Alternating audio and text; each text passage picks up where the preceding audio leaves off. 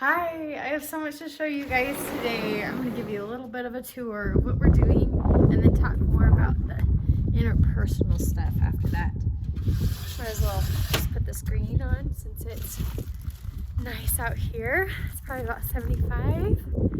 And I'm going to show you around our whole area of what we've been working on. We've been working on sprinklers, and this has been the hardest project I think we've ever done, but I've learned a lot. My husband is the rock star. He's the one that should claim that he's doing so great with all this, not necessarily me, because he's the one mainly figuring this all out. It's just so grateful to have him. So let me show you. I'm gonna go out to the chickens, and as you can see as I'm walking around, we just have stuff everywhere. I'm gonna give this to them since I think they will love it. It's just some old vegetables, and just give you a little summary of what I'm going to be talking about, since I think that kind of helps with knowing what you're going to be listening to me ramble for so long about. And I may even mention some more stuff. Hey chicky girls, how are you? Yeah, this is going to be fun. Woo! Cool. Feels good to not waste stuff. There we go. So fun. They are about 3 months old now. Cute chicky girls. So I'm gonna give you this tour, and we're trying to put in a lawn hopefully before the snow comes in. We're trying to decide if we want to make it all sod or part sod and the rest seed. So I'm going to be talking a little bit about General Conference. I'm going to be talking about, now I can't remember everything. I want to talking with you guys about, yeah, we'll just go with this, go along with this. Oh, hi kitty, sorry. She always walks so close so close to my feet. Here you are, sweetie kitty. So, this lawn, I feel like, will be so great to have for when the snow comes, because it'll keep away the muck out of our house. I'm already really noticing it's really so hard to clean. I have so much dust. Like, look, I'm just in the dust bowl out here. And it's windy, as you can tell. But we are thinking of definitely putting the sod around the perimeter of the house where it will get the most traffic, right? Like, then that sod will have is already more established than if we ever did seed. Kids also might step all over it. We're just also a little too late in the season to do seed, so then we would just do it later next year. But as I've felt, you might have your own opinions, but I really think this is the last year to really do anything for a while. The world is crazy. It's not going to last forever. The prophets talk to us about that. It's closer than we think, the second coming, or / just the hard times. So I'd hope for it not to be so, but I think it would be so great to have some sod for the winter, and we would seed next year. And so as I'm seeing here is the big field, okay? It's not going all the way to that line, right? You see that line? That's not where our lawn is going to. That would be crazy massive, right? It's just, you can kind of see one trench right here. So there's, from here past this trench to there, that will be one big field of some green. And I think that would be the spot we would seed. But as you can see, from here to there, plus more over here, you can see this big, as I'm looking and trying to, this whole square sod. And then on the perimeter of my house out here, just kind of going out like 14 feet, 12 feet, I can't remember what exactly it was, that we're going to have grass and sod. So it completes a whole circle around my house. And just that was the big main thing I thought to myself, is I would love to have my family, my kids, we can complete a whole circle of running around the house with grass, that they can feel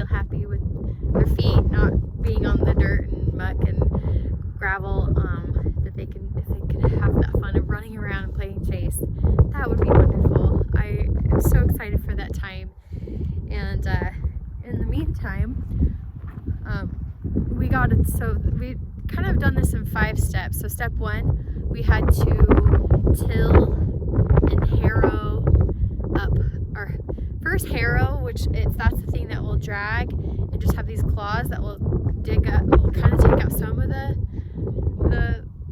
weeds, but they really didn't do it all. And so we then decided to till, and that really brings it to this point where it's very powdery, and that's why I can't keep up with the dust in my house. It is nuts. And one time I left my screen door window, and I'm probably doing that right now, as I should just actually go close it. It's not going the direction I think to where it will make a difference, but I open the screen door one time and it just dusted my whole kitchen. There was just dust everywhere. And it was just not that way before. I mean, yes, we have dust out here, but now that we tilled it all, and we rented a couple tractors from a couple different friends and their attachments in order to do the harrow and the till on the ground. And it was kind of fun. I got to ride on the harrow for a little bit, but helping my husband, guiding him, and then we'd rake up whatever weeds we could do. But as you can kind of see, there's just bits and pieces of this Russian thistle, I think. That's the main tumbleweed here, that is just in here. And so we're gonna have to get more of that. That's more like step 2, but we're kind of past that. We didn't really do as much as we probably should. We still have time, but really that step 1 is tilling up the ground, making it not so hard. And then step 2, we gotta get the weeds out and rake it up. Step 3, as I should go. Oh, that's nice not to have to deal with the wind. Step 3 is trenching. So my hair is crazy. And then we also rented a trencher, and it looks like this chainsaw thing that just goes in the ground. And I didn't really film much of that day of my husband working on that. I think he would not appreciate it because he really hated that day or those 2 days that we did the trencher, because it really should just go in the ground and really just till it up. See, it did make these lines, as you can see, just tons of these lines all around our house, and he had to hold it. It's kind of like a lawnmower of making this trench. But when it's along our house, as part of the foundation, they had to do tons of gravel, and there's just huge boulders all in here. And actually, you can see, oh hi Kitty, I think we tossed it over here. There were huge chunks of concrete, so some of it was a little sloppy. I know that's just sometimes how it goes with concrete. Here, I'll stand on this side. Like, they want to wash it out, they want to get the rest of it out and just be done so it doesn't harden. But to put it on our property, yeah, there's like a huge chunk over there that I passed by. It's over there. And so we'd do that tiller through the ground, and it just would screech. It was so bad, and we felt like it was going to combust. And we rented it from someone, so we felt like, oh shoot, like we don't want to like bust this guy's thing, but we're really trying to do this ourselves. And I was so grateful for my husband doing it.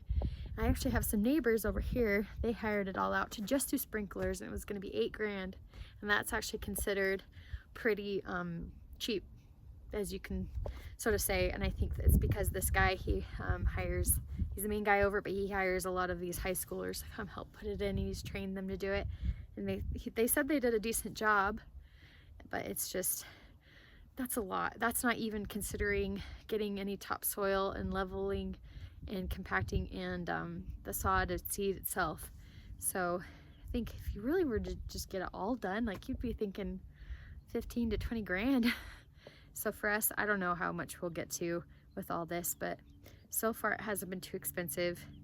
We did have to, and my husband has this buddy, that's what's great about the fire service, is a lot of these guys are handy and have done different jobs that are blue collar, and they know stuff. And one of them did a bunch of different sprinkler systems, and so this guy has been his help, and he's like, I gotta pay you something for your time, man. I'm always calling you up. And they wrote up a plan, and I was so grateful that they considered my opinion and what I wanted to do. I wanted to put a spigot over here, of course, in this garden area, because then this side of my property will be some orchard, and then some kind of more bush, kind of medium style plants like raspberries and blueberries, or can't really grow blueberries here. Anyway, things like that. And then the actual garden, and making it bigger than that. And I might even convert that area into a greenhouse, but just having a spigot near there is so helpful. And then I can attach and do some different things there with some drip lines. And really taking into my opinion of what I would like, and really creating enough generous space for us to run around. And my husband really is hoping to have green grass out here, and because he needs a little bit of green, he wants to enjoy it. He says he's like not really enjoying some parts of it because it's not to where we want it yet, and that's part of it, right? We just have to work to that point, and I'm so grateful for his help. Might come out on the other side of this very tired out, but knowing that we did some hard things. And I'm not really wearing makeup as much, or showering and keep myself as normal and clean like I feel like I am. I'm really getting myself out to help. My husband might not think I'm helping as much, but I also have to help her out with stuff in the house. It's just been really busy, and I've really appreciated this. And as I've said before, this whole mindset of hard work, and it feels so good to work hard. And what's also been really cool is that we had our kids help, you know, putting on the primer and the glue on the PVC, and just really having them be a part of that, and taking the time to teach them and helping them bring a pipe, and even teaching them to cut the pipe with the snips, and being able to measure it. Like, they've been helping us. It's all a big puzzle, right? So as I'll go over here, and that was just so fun. For days they were helping us. And my husband, we took my son out of school for a couple of days because he's like, I actually really need his help. I'm like, I don't really want him to miss school. We're gonna have him miss a lot of school later. But he's like, but I really need his help. I know and I have, my daughter's sick, so we've had to deal with her being sick here at home, my youngest, my littlest. But so she's not at school, as nice as that would be. But it's just, they felt so good. I can just tell they felt so good. Oh, found my husband's things. I was looking for these, and he's looking for them. Yay, found them. But it just feels so good to know. And they even talked about it, like, it feels so good, Mom and Dad. They were out here for just hours helping, doing this sort of thing where they're figuring out how to get the elbows and and then that purple stuff, the primer and the glue, and getting the funny pipe. And this will be a sprinkler head, and then there's also some other funny pipe areas to be able to create some drip line system for flower beds, because also the whole perimeter of the house will be flower beds, as you can see here.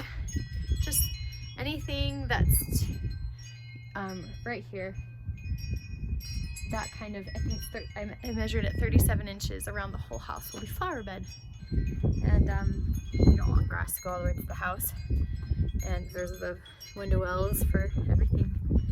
But these trenches and this whole process has just been my husband's blood, sweat, and tears. And I've been out here helping too with what I can. And I really try to forget myself and help, but it doesn't feel like a very balanced life.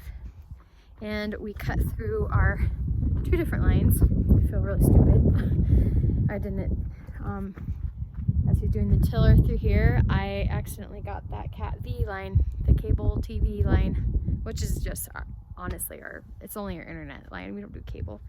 So yeah, but they came out and they replaced it for us for free. Such a blessing. And we have this backflow preventer right here. And this is the other side of the property, and just all of this that I'm walking on right here is going to be grass with these little flower beds all across the sides. But I'm just so impressed with all that he's doing, and I just kind of am helping him any way I can on the side. I don't really always understand it, but I run and go get the things, whatever it is. Had to go into the store, into town, and when we forget something, Another thing that we cut, along with the tiller, I think I talked about it before, is our sewer line. That's when we just really had a rough time that day, just thinking, oh darn it, we got that Cat V line. Oh, darn, that sucks. We really tried to avoid it. And then when we hit that, we're like, oh my gosh, we don't know what we're doing. How is this is going to be tons of money, but it really wasn't. And we had a buddy nearby here in the neighborhood, that Elders Quorum president. He's also just another very handy excavator kind of guy that knows what he's doing, and he just came over and fixed it. I couldn't believe that a pipe that big in the middle here, it's not exactly to the septic tank, or septic's right here. He was able to, what do I call it, just splice it. I don't know, he just was able to put another thing in, do these couplers on the other side, and it worked out. And I was just so happy and so glad. But for a whole day we weren't able to use our well, we were, I just did not want to have our family use, especially for number 2, maybe for number 1, having it just laid out into the dirt here. And it's funny that morning we had our neighbors, they're working on this pole barn. Maybe I'll go back over there and I'll go around the front one more time. They're building this, they just hired this company to build a pole barn, and so towards the beginning of this process, you know, they have to deliver a honey bucket to the property site for all the workers that come and work. And hey, my neighbors are so sweet. They of course were like, come use it come use our bathroom in our house. You're fine whenever you need to until it's fixed, come over. But I was like, I don't think I'm gonna go over late at night. So even, you know, right before bed or early in the morning, we went over to their honey bucket, and they were like, yeah, of course, use a honey bucket too if you really want to. And so that was just for one day, and it came that very morning we broke it. So I think God had some mind, you know, something in mind for us. But there's that pole barn right there, and yeah, it's crazy. It would be great to be out of this phase, but for the most part, I think it's teaching me some mental toughness, and I think my husband too, some mental toughness. He's so great at that. Anyway, here's Paige. She's not feeling good. And so yeah, that's that. Let me go inside. I could tell you a few more things about what's going on just in my mind. You want to come inside, sweetie? I've had to, and as my husband, he had asked me before we started all this that we would try to, I'll be right out, okay? We'll try to just focus on that, but I would have to take up anything else in my world. Like I am the one that has to do all the laundry, all the cooking, all the cleaning, and of course that can't be done very well if I am already even helping out there. So it's been really stressful on me to have to figure all that out and keep up that pace. So there were some days where I was just so tired, and we did a bunch of digging. The trencher wasn't able to dig everything. It broke actually when we were almost done, and plus there were a few things he didn't realize he had trenched, so I could feel my body just aching. I'm like, I haven't done this kind of work, back-breaking work. And this soil is just clay. It's so hard. That's another reason why it was having a hard time getting through. So yeah, and that's what's been hard. You of course I have to think, okay, can't be contentious. I have to think celestially through this. Though it's hard when other people around me aren't as happy. You know, it makes sense why, but it's just something that we both decided at the beginning we would really put our time and effort into thinking about all this. That would be what we live and breathe. So anyway, that is that. So I want to talk about General Conference. Did you guys enjoy it? Was it good? I loved it. It seriously was a great time for me to reflect. And I feel like I really was able to keep going through all the work that's going on with us right now. There's one particular phrase that came to mind when I was listening, and that was this idea of real intent. And I think the reason I needed to hear it is sometimes I ask God, okay, tell me what you need me to do, and I will do it. But do I have the real intent to follow through and get it done? And sometimes I don't. And that's what's really hard. I just feel overwhelmed. And I think we all do at times, but there is that phrase, real intent. With the real intent that we're going to do what we say. I loved that talk called Mortality Works. I don't know if you guys listened to that. This whole process of being immortal is really important. It works. It refines us. It is exactly as God designed it to be, to help us be our best self possible, learning these hard lessons of mortality, and to return to Him someday. And I feel like there's such a spirit in the whole meeting of we are called to be up and higher. We're called to be someone that needs to live up to these privileges that we're given, as Brad Wilcox talked about in his talk. And that was one of my favorites. I also loved that talk about stillness. That was really beautiful. I think his name was Elder Budge. And then I loved, of course, Elder Holland or President Holland's talk. But back to Brad Wilcox talk, I guess that's what I'll talk about right now, is this idea. He talked about the noble birthright and really helping me understand. I didn't really ever think about it to that point of, here we are as members of the church, and a lot of us are truly blessed, and we are given a lot, and I really feel that way. And I guess it speaks to me since I am the oldest in my family, and sometimes I have felt that gravity, and I did definitely, as I grew up in my family was about to fall apart, and my parents were just so fragile with their marriage, and it was kind of a hostile environment a lot of the time, and a lot of fighting, and just tears and drama, and my parents almost separating, and I just took it upon myself at that age, which it's really nothing I could do, but I just felt like I can do this, I can fix this, I can fix my parents, I can help them, and I'm going to try my best to keep them glued together. And I really had this deep desire as a teenager to keep my family together because I love them, and it's this idea of the birthright, like we're given so much, so a lot is required. And so as far as that story goes, I came to find out that's not my place.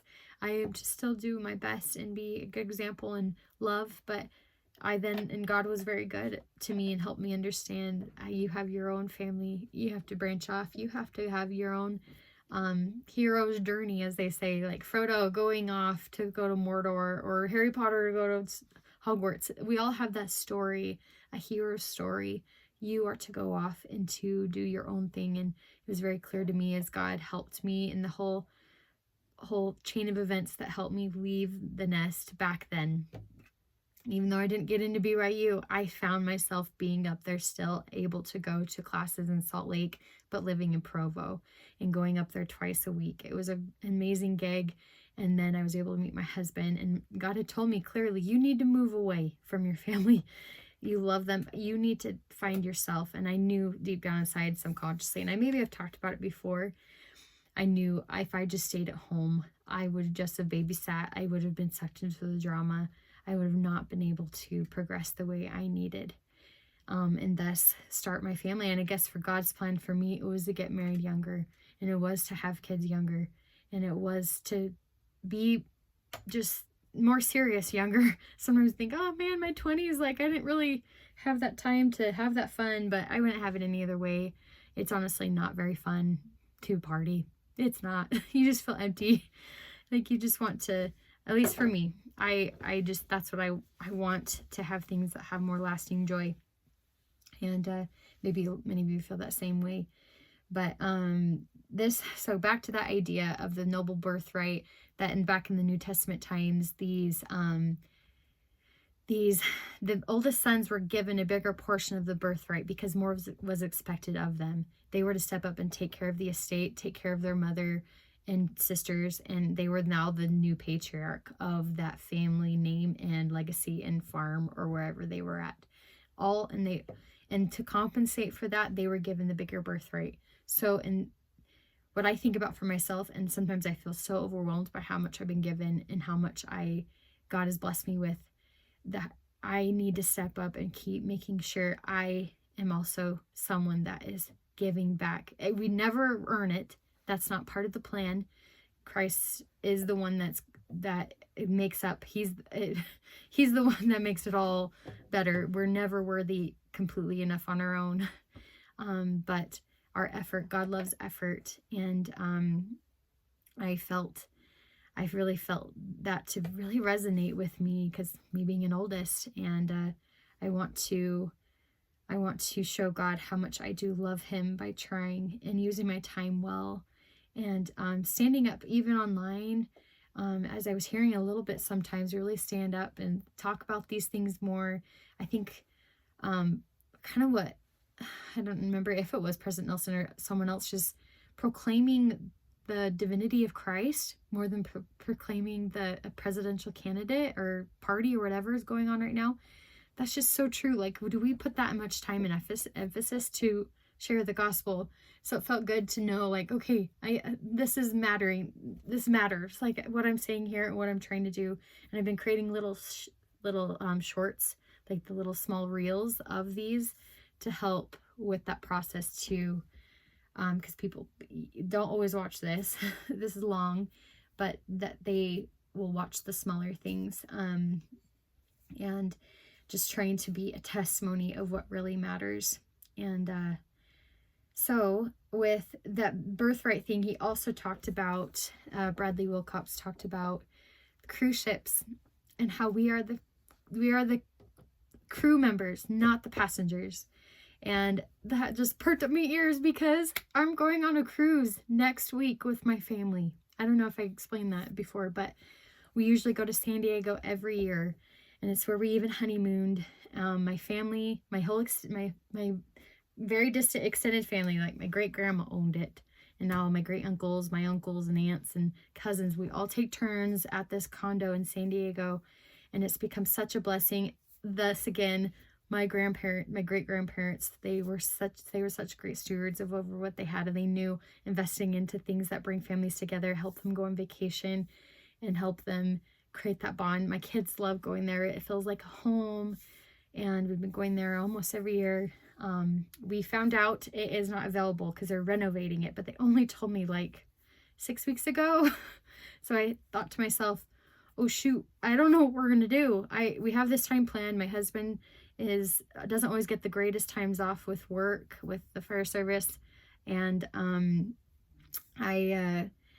and so we're kind of missing a lot of school. Want to make it worth it, want to do something great. And we haven't had a vacation since February. I think we went to St. George for like 3 or 4 days in February. We did go camping for a couple days in the summer with all of us, and then my husband took just the kids for like 3 or 4 days. And even those camping trips, I was really stressed out. I wasn't really myself because of the move, and I was kind of going through a little bit of a depression right then and there.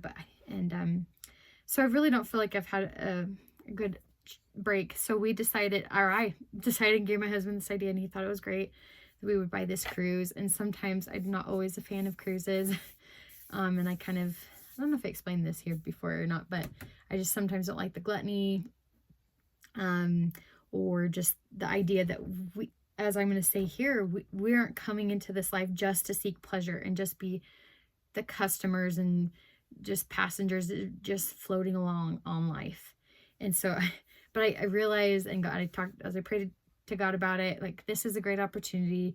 We don't have much time to decide and do something else. It ends up being like kind of similar price. You're able to get a lot more of it out of it. And I've wanted to take my kids to go do it, and we haven't. My kids did it a long time ago on a family reunion, but they just don't remember that. They were so little. Like Emmett was like 4, Cassidy was like 1. So I'm really excited for that. And that's next week. We leave next Friday. So in about 8 days or 9 days. And so when he said that in his talk, and he said this analogy of a cruise ship, we are on a destination to eternal life and to live with God someday. But if we start viewing ourselves, us as members of the church, children of the covenant, that have decided to be part of the work and the cause of gathering Israel and to bring Zion and to uplift and, you know, have people be a shoulder for someone to cry on and just lift up hands and heavy hearts.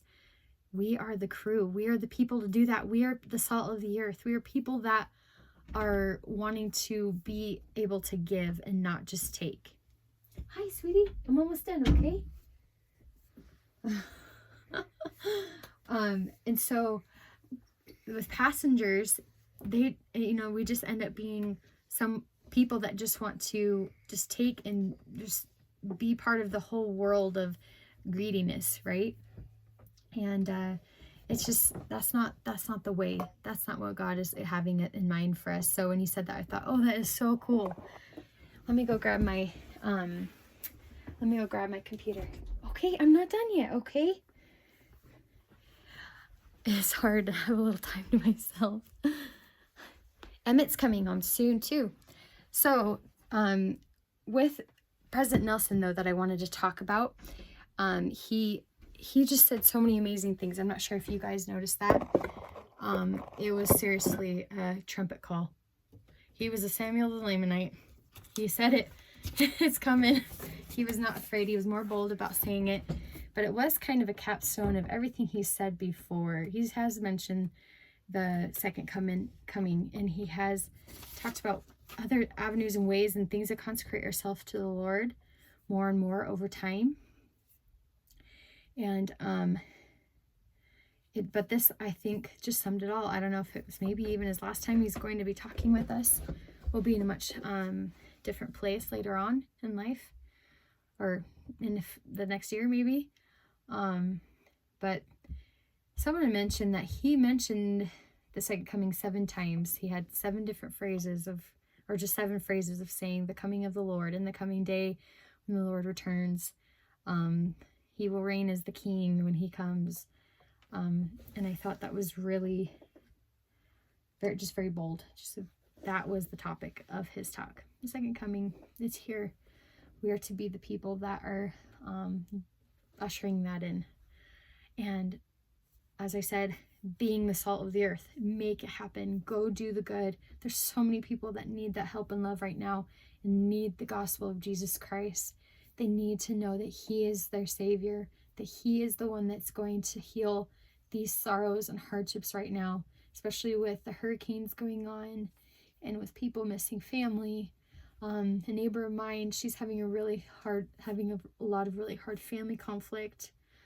There are children who are sick. There's so much. I can't believe that I worship a God that it makes it all right and makes it all better. I can't believe that he gave his son to make this better. It is good news and it is gospel for us to believe in this. And why would I keep it to myself when everyone else needs to hear it and needs to know that there is hope in all this, to heal mental illness, to heal physical illness, to heal logistics of life, of their house being flooded and crashing down. And I just thought it was so cool how he talked about making discipleship our highest priority. Right now is the time to decide to who and to what we decide to give our life to. And I didn't, and when I heard that phrase, it resonated with me so much. It's exactly how I felt with how I've restructured my life over the years, from trying to prove myself online to trying to prove myself to my family, trying to prove myself to my husband. But I am only to prove myself to God, and I am only to dedicate my life and my whole life work, all my time to him.